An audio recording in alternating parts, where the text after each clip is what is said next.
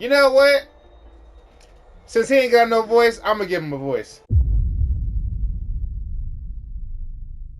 I'll keep it simple. You succeeded. Oryx has entrusted you with their divinity. Now you're no different from the demigod of Amphorius. However, Mim has told me about what happened during the trial. They are still explaining things to the others and told me to bring you back to your room to rest first. There's something that, I never told you. When we landed on Amphorius, our car was pierced by Nicodor's lance. Do you remember? Back in the ruins of the abyss? This is what I said. You passed out when our car got hit. I blacked out too, but not before dragging you out. It's a good thing we were in the car, or we would have been crushed to pieces. Actually, my account kind of made light of the situation. What actually happened was much more complicated. You were severely injured back then, with several wounds still bleeding profusely. I struggled to carry you out, and I used last of my strength to stem the bleeding. But then I was also hit by a falling rock and lost consciousness. It is not time for us to despair yet. There must be a way to save you. Ornix's mentioned finding your stolen future and something about cheating death. I wouldn't really follow it. Considering Mighty's indestructible perfect physique of a body, it seems to suggest that there is some kind of miraculous power in Amphorius that can even reverse death. Oh God, Don Hung's POV. Alright, y'all know what time it is. Time for the most spectacular voice acting you have ever heard. I stood at this very spot back then, imagining the day when I could climb to the top of this tree. Because I would be the closest I can be to the sky at that spot.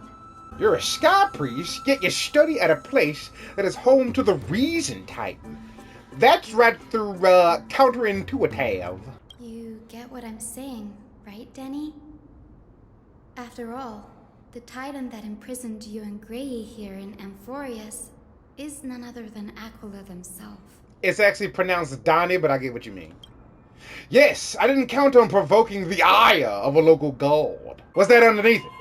A scroll? As I expected. The scroll doesn't forbid discussion about the sky. It's a debate between two scholars about the sky ships. Aglaia also made mention of the ships when she interrogated us. The rapscallion of a bitch. A memory I'd rather forget. I'll hold on to this for now. With any luck, this journey won't leave us empty-handed. This is about an axa? I should read this. Hyacinth! You should come have a look too. I can already see what they must have written. Anaxa has no respect for the gods. His very existence undermines order in our society. They're probably all things like that. Does excuse me, if something caught my throat. Anaxa hold that much influence? Why else would they call him the great performer? When Anaxa established his school of thought, the first thing he apparently did was read his own work to everyone. Anaxa always wears an eye patch, never removing it, even when alone. Some say he used one of his eyes as an alchemical ingredient. Ew! That's nasty. Tell me more. Every being in the world owes their safekeeping to Kithily. And this is even more so for the Chrysos heirs who have divine blood coursing through them.